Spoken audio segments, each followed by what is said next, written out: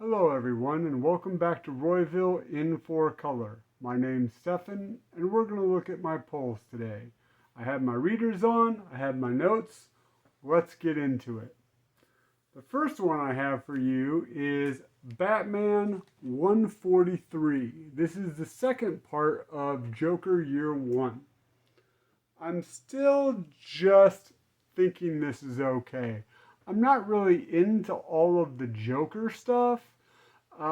Seems a little boring to me, and there's a scene where he's working with the person that was training Batman, so he trained both the Joker and Batman, and it kind of ended the way I thought it would.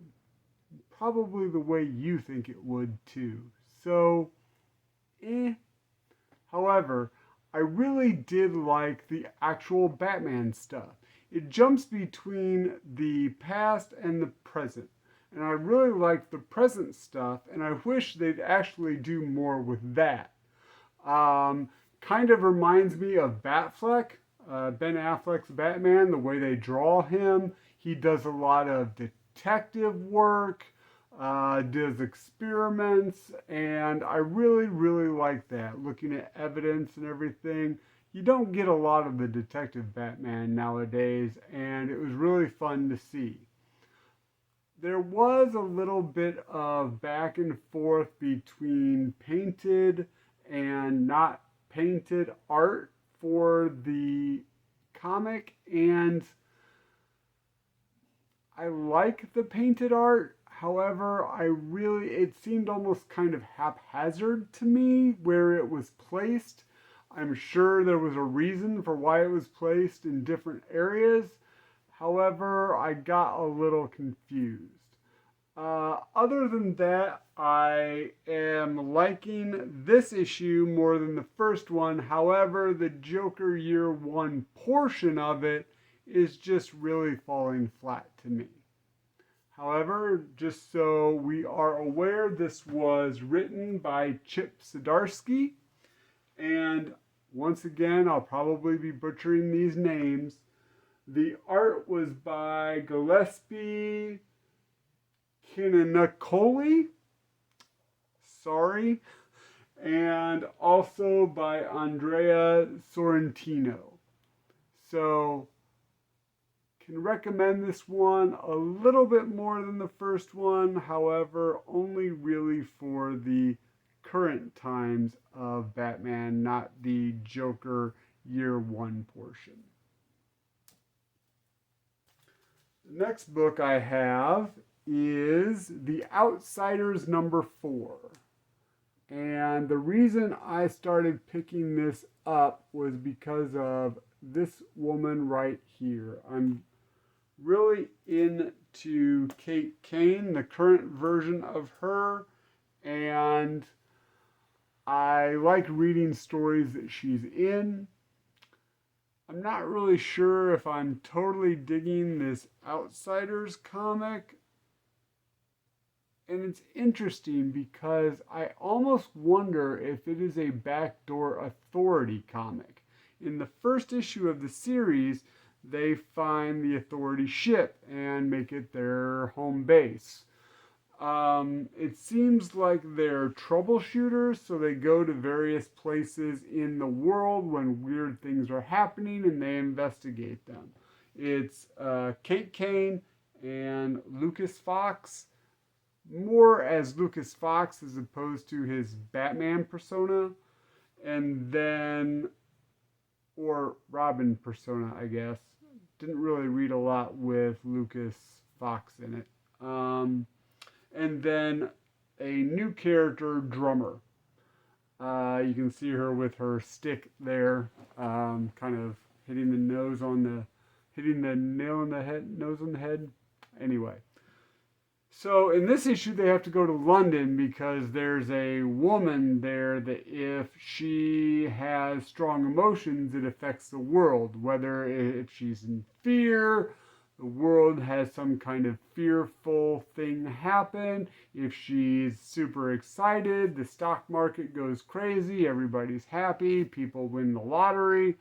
It's a really interesting concept, And you find out through the course of the story, once again, this kind of authority tie-in, that she is the spirit of this century. Kind of like the authority character Jenny Sparks was the spirit of last century. This new character, and this is her debut issue, Jenny Crisis, is the spirit of our century, our current century. Which is interesting that they called her Jenny Crisis. Are they trying to tell us something? Hopefully not. I kind of liked this one. I liked it more than the previous issues. I did like the art. I thought it fit the story, but that's really all I can say about it. It wasn't anything to write home about. However, it is interesting what they're doing with the authority stuff, and I'm still liking Kate Kane in this story, so I'm gonna keep picking it up for now. All right, the next one I have is the part 3 of the Sabretooth War in Wolverine 43. All right, that's a lot of 90s on that comic. There's a lot of big guns, some belt buckles, some pockets, or camo gear pocket things. Yeah. So in this issue, they had some flashbacks to previous missions between Sabretooth and Wolverine. Those were kind of fun. Like this one, very, very 90s. There was another one, very 80s, very Miami Vice. They were in Florida with explosions behind them on a boat dressed like the characters from Miami Vice.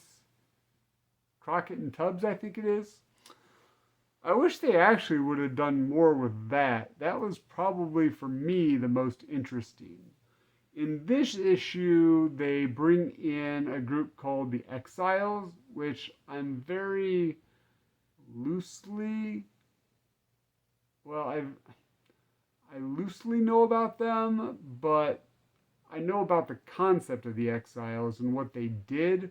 I never read anything with them, and there's a bunch of new characters in the Exiles. I have no idea who they are. But they have a beef with Creed, Sabretooth, and they're going to get him or take him out. They also have Logan's head in a jar or something. No, not Logan. Somebody else's head in a jar. See, I can't even remember. I'm not really digging this storyline, the Sabretooth War. Ironically enough, the group that created the multiversal Sabretooths that Creed has gotten as his army is falling apart because they're all, well, bad guys, of course. So, of course, it's going to fall apart. Yeah, so I'm not really sure. It says that this is going to go to issue 50. And I'm not sure if I'm going to stay on board. There's too many characters I don't know. Yes, it's suggested for mature readers, parental advisory, mostly because of just gore for gore's sake. Yeah. Anyway, written by... Oh, sorry. The previous issue, just so we are aware, Outsiders was written by Jackson Lansing and Colin Kelly, and the art was by Robert Carey. Sorry I forgot that. So this one is written by Victor LaValle and Benjamin Percy, and then the art is by Jeff Shaw. And I really like Benjamin Percy, so I don't understand. Maybe he's just helping plot this storyline.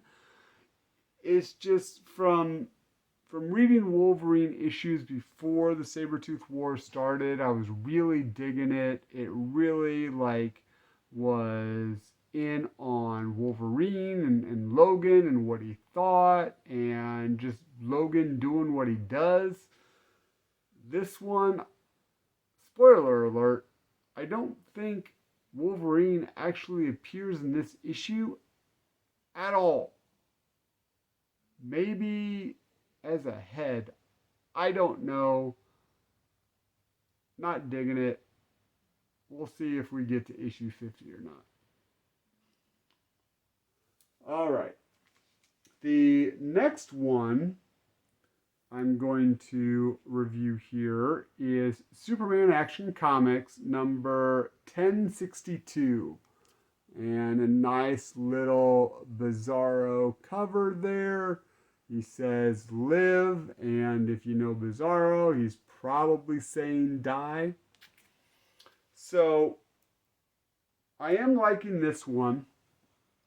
It is written by Jason Aaron, and it is art by John Timms. This is a good thing, a good fun issue. Bizarro has cast a spell, and basically the world, Metropolis, is turning into Bizarros. I thought it was really fun, not for them, not for the people in the comic, but fun for me reading it. I thought it was really fun because you see how a town runs on what they call the Bizarro Code. How Bizarros live, and Bizarros live in opposites. So bus drivers, for little school bus drivers, run kids over instead of taking them to school. Firefighters are arsonists. They start fires instead of trying to let them go. Trying to stop the fires. So I thought that was really interesting. There's a few other instances of Bizarros doing Bizarro things. I thought that was kind of fun and interesting. Superman is telling everyone to stay out of Metropolis. I had a really excited, ecstatic moment because it was a spell that he cast. So they enlisted the aid of supernatural individuals, or at least individuals based in kind of the Justice League Dark characters that I like so much. And John Constantine makes a brief appearance. Very brief. I wonder if they're going to use the Justice League Dark characters anymore. I did like to see them in this issue, but I think it might have just been a nod and then they're out. I'm not sure. I did find it interesting that Superman was so easily able to push off the effects of Bizarro's spell, because it's spell and Superman has a weakness to magic. However, towards the end, it is starting to affect him. I did kind of find it interesting, the Bizarro's reaction to the evil Superman, the villain Superman. I thought that was really good. And I just liked it all around. There was an interesting little bit at the end where you see Superman is kind of at his last hopes, and he needs to go find the most sanest man in the world at this point, because the Bizarro virus is spreading and it's reached Gotham and beyond. And the person that he goes to find in Gotham is the most sane man of the Bizarros. So if Liv is actually die, is it the most crazy man in Gotham? Really interesting to see where that goes. So really liking this story so far, and a good recommend. All right.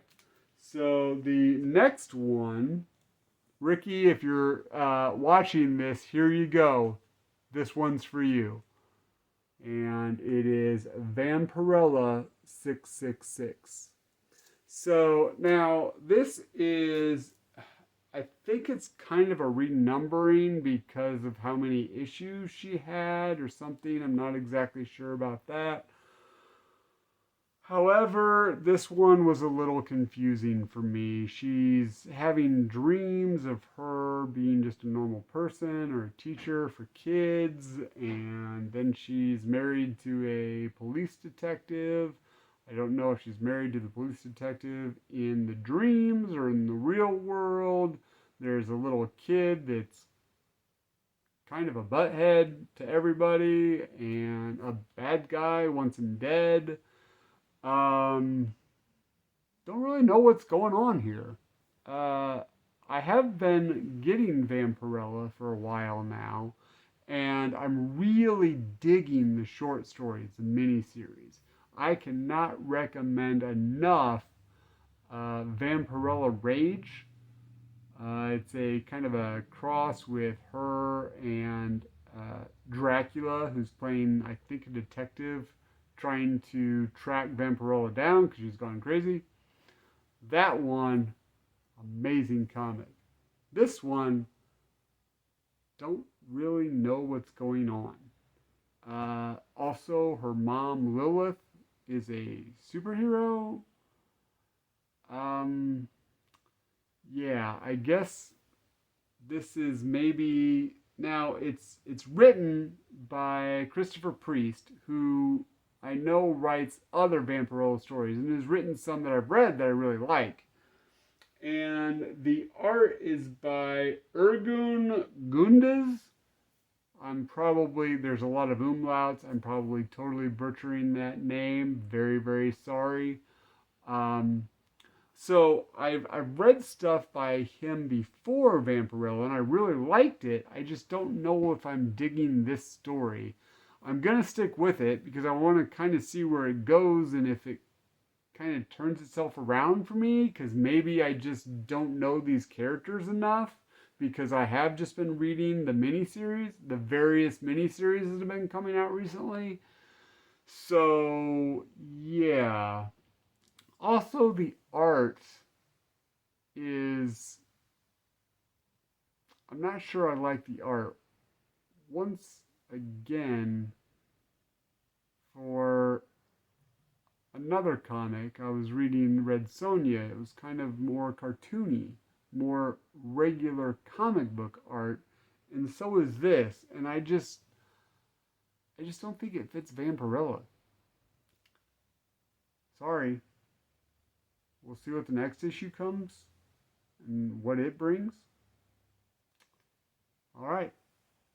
So the next issue, I think I have 2 more left here on my pulls. The next issue, speaking about Red Sonja, not that one, however, this one, Savage Red Sonja number 4. I really like that cover. I think it's pretty cool. So in this one, she is trying to recover a scepter for an old man. He's come to find out that his wife, Witch, hexed him to be old, and he has one aspect of this magic item, a ruby, and he needs Red Sonja to get the scepter. So he can put them together and basically make himself young again. Comes to find out that the guy's not really on the up and up. Huh. Really? And the person that has it, which was revealed last issue, is the mayor.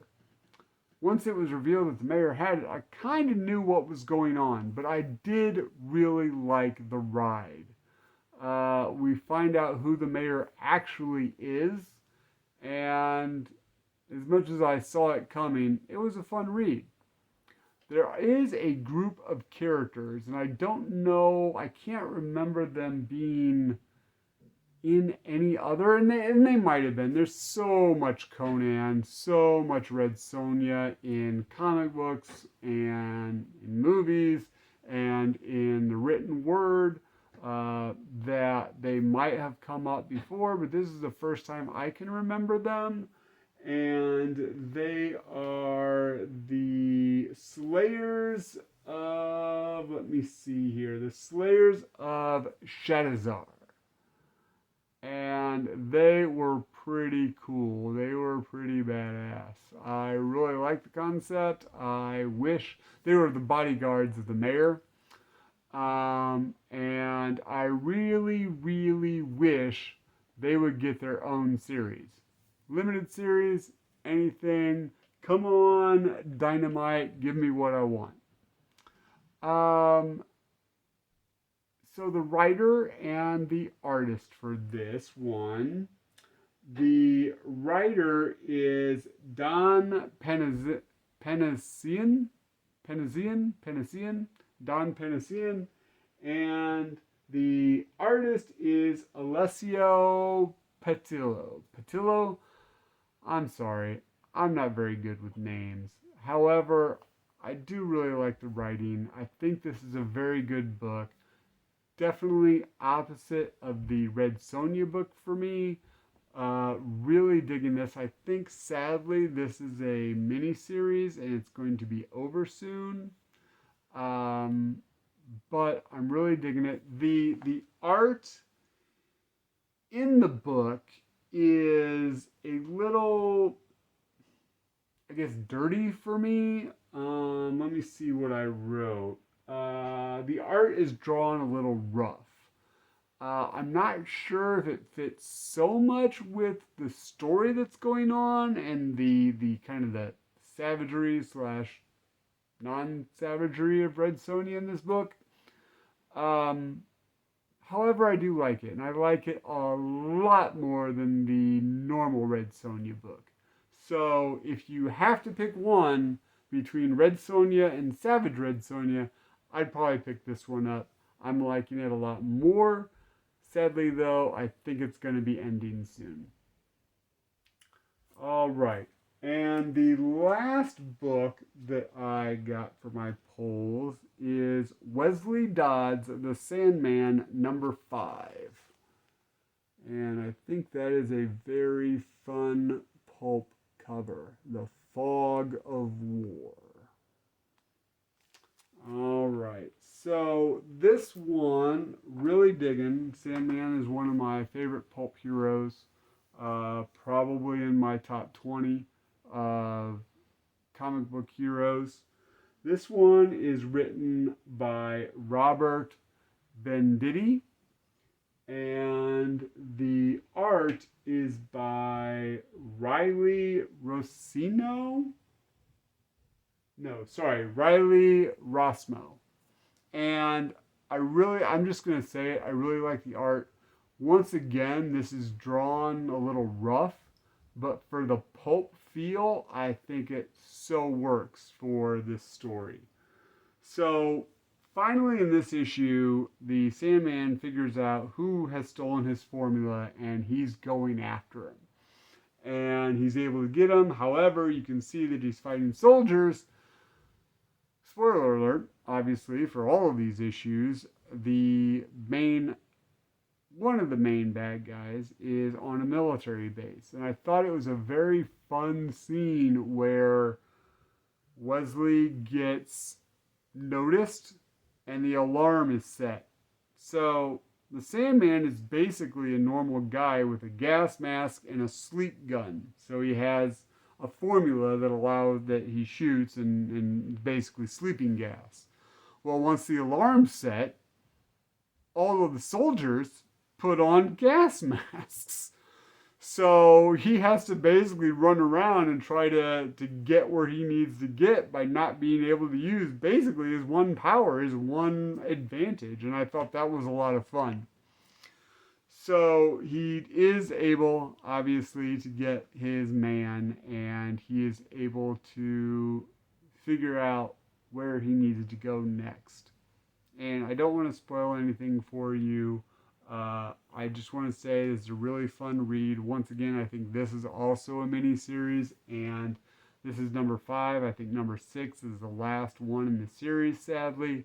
I've been really enjoying it. There's another one, Jay Garrick, The Flash, and Alan Scott, Green Lantern. This one I like the most of the 3, with Green Lantern being probably up there, and I'll be really, really sad when this series is over. However, it's a good recommend, a good read, and good pulp action. The story is actually set in the 1940s.